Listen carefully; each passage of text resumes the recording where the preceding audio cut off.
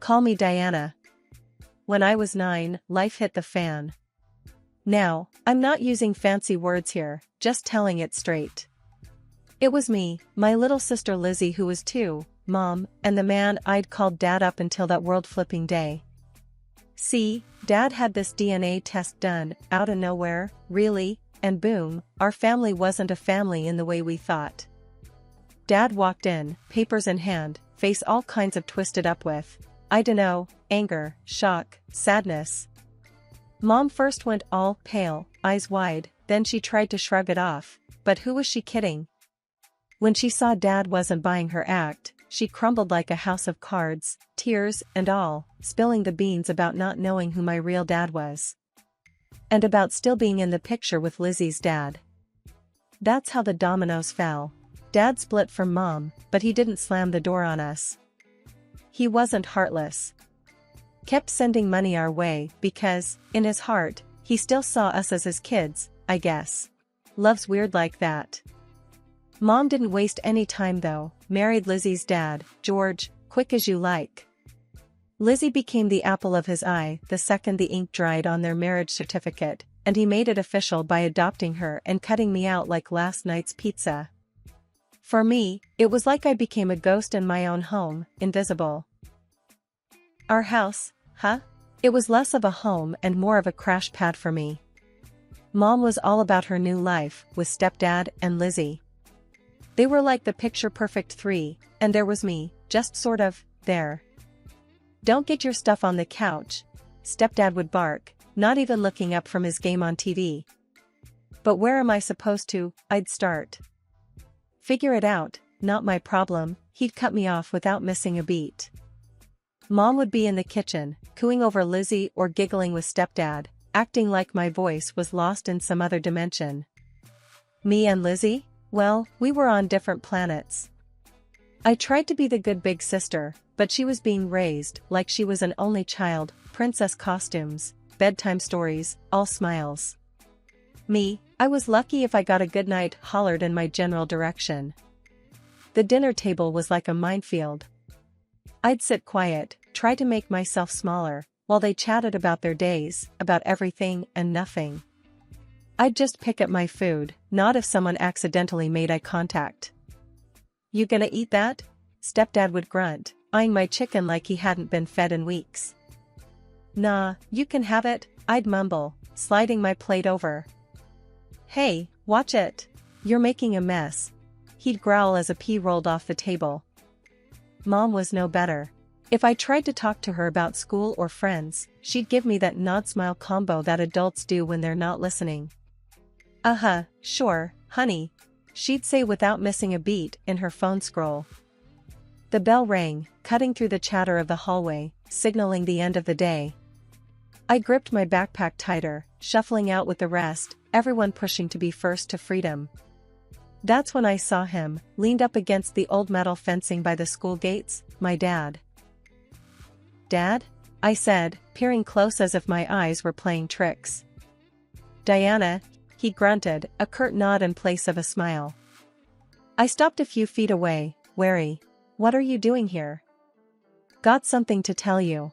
He ran a rough hand through his hair, which seemed unrulier than I remembered. Can we go somewhere? Talk? Glancing around, wondering if any of my friends were witnessing this reunion, I nodded towards my usual hangout. There's a diner around the corner. The walk was silent, the clunk of his boots on pavement outpacing any attempt at small talk. The diner wasn't much, but it was a slice of familiarity compared to the man walking beside me. Once seated in a booth with peeling vinyl and a wobbly table, the waitress came over, eyeing Dad somehow suspiciously and me with concern. The usual, Diana? She asked, her voice a welcome sound. I nodded. Yeah, and whatever he'll have. Dad grunted again, not even picking up the menu. Coffee, black. She nodded and hurried off. I drummed my fingers on the table, buying time. Eventually, I burst out. You can't just show up like this. He didn't flinch. Didn't plan on it. Thought you oughta know, though. I can't have kids, Diana.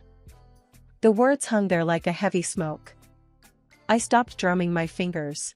So, he shifted uncomfortably. Thought you might want to know. Be with your old man now that I know for sure you're the only one I'll have. My heart was doing strange flips. Just like that? I drop everything and come with you? It's not nothing, Diana, he said, voice rising a touch. Figured it meant something. To you, especially. Mom and George flashed in my mind, along with the mound of unwashed laundry and the echoing silence every time I walked in the door. I sighed. You got room for one more at your place? You bet, he said, shoulders relaxing. I got space. And what would I do? Just hang out while you work? The practical side of me needed details. He stirred his coffee, the spoon clinking against the ceramic. You go to school. I work. We'll figure the rest out. School.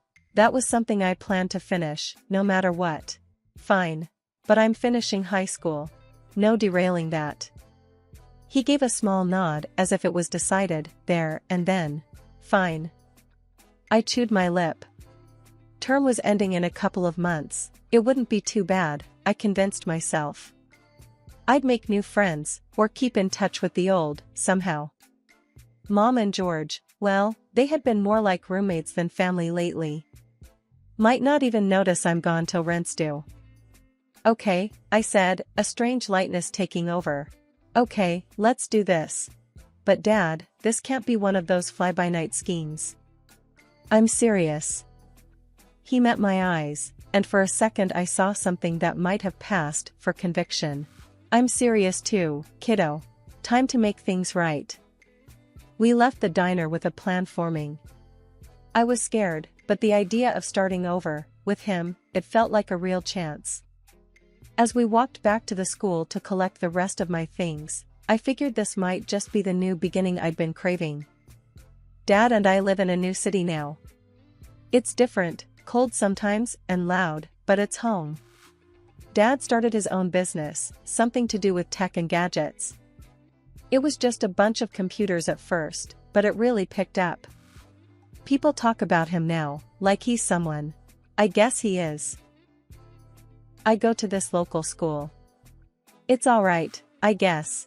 Not much to say about it except I'm there to get grades, and I'm doing good, real good. Got to, right? Dad's setting the bar up high with his success and all. I gotta keep up, make him proud. That's the goal. And me? Dentistry's where it's at for me. Can't explain it, really. Just something about fixing people up, giving them a smile to be proud of. Sounds good, doesn't it? Dad's all for it. When I first told him, I thought he'd be like, dentistry, really? But no, he was all. If that's what you want, kiddo, then go for it. That's Dad for you, supportive as ever. My mom and George? They're like a TV show I used to watch, but forgot how it goes. It's just static now, and I don't remember much about them. Doesn't matter, though. We've got our own thing going on here. Another test aced? How do you do it? Dad's voice makes me jump as he comes into my room. His eyes are all tired from work, but he's smiling. Study, isn't it? Just hit the books and the answers stick, I say, shrugging like it's no big deal. Dad chuckles, the lines by his eyes crinkling up. You got your old man's brains, that's for sure. I roll my eyes. Yeah, just means I'll have to pick a fancy college for dentistry. They don't let any dummy in. Hey, you pick the college, I'll figure out the rest. He pats my head and then turns serious. Don't you worry about that. The thing is, I don't worry. Not about this. Dad's good for his word, always has been. There's this cool thing I've been doing, volunteering at a local dentist's office. Sounds boring, but trust me, it's not.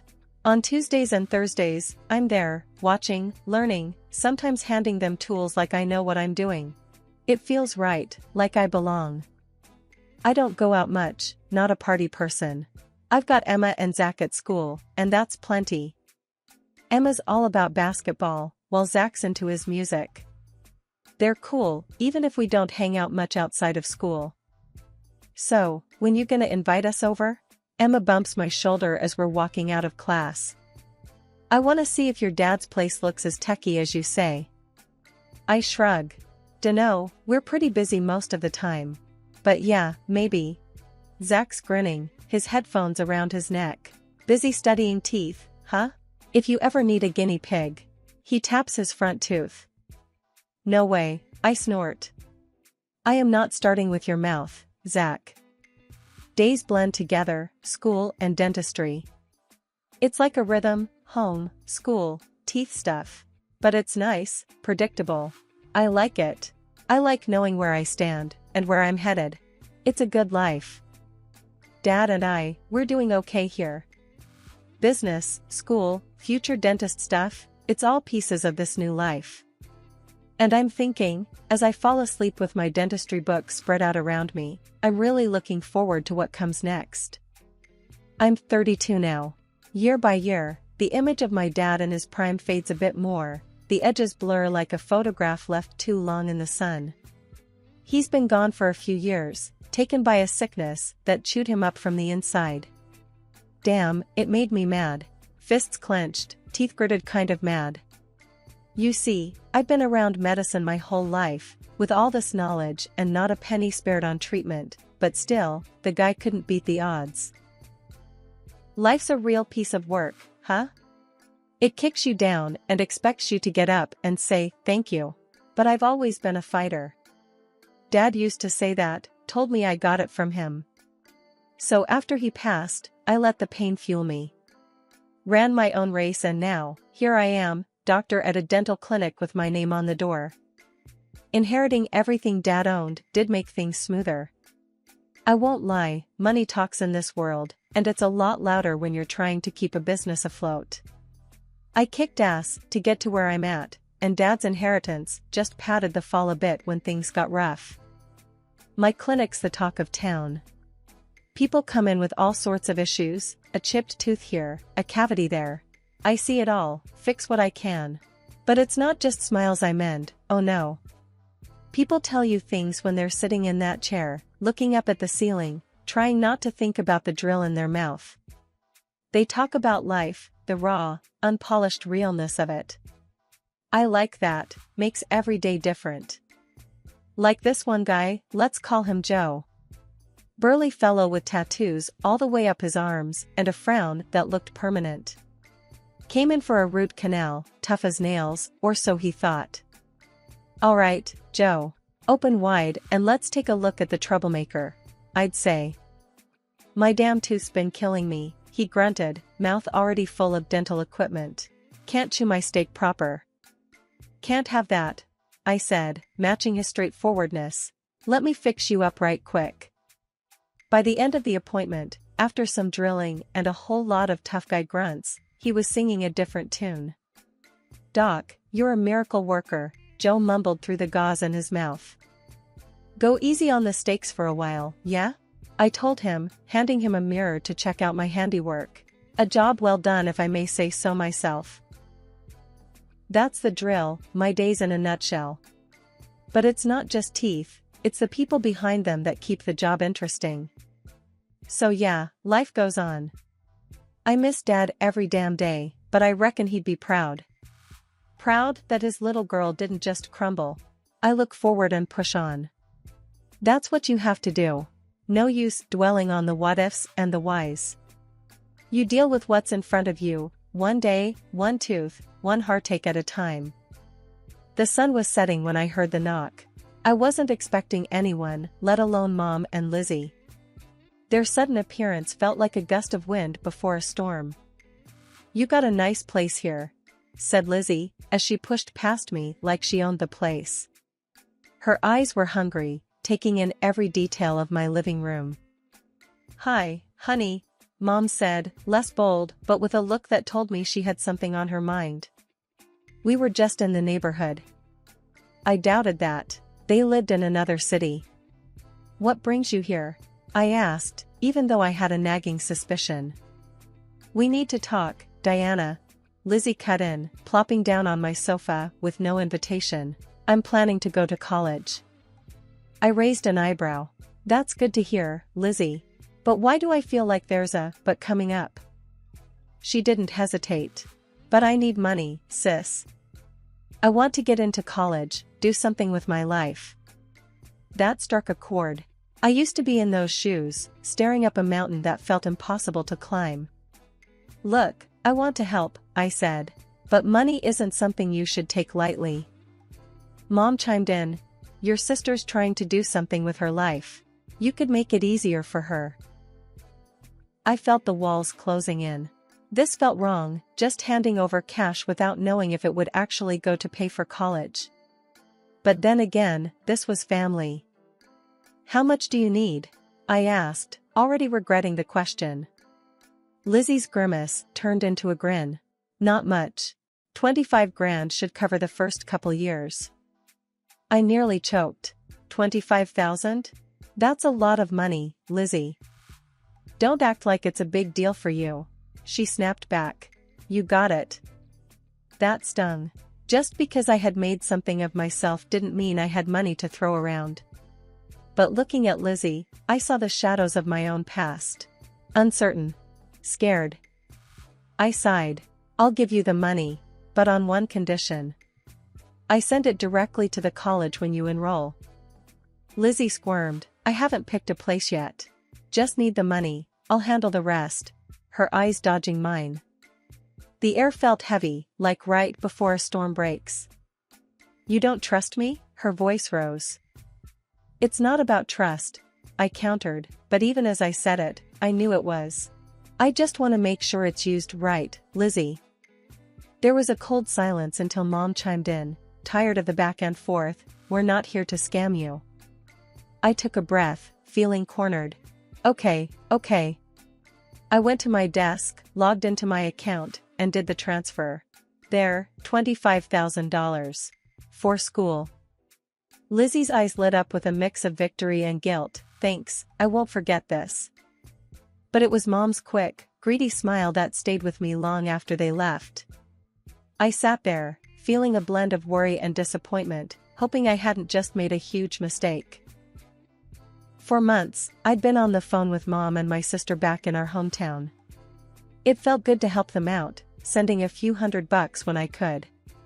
But when October rolled in, something in my gut told me to check up on Sis and her college situation. One afternoon, I called her, my voice casual as I asked about her classes.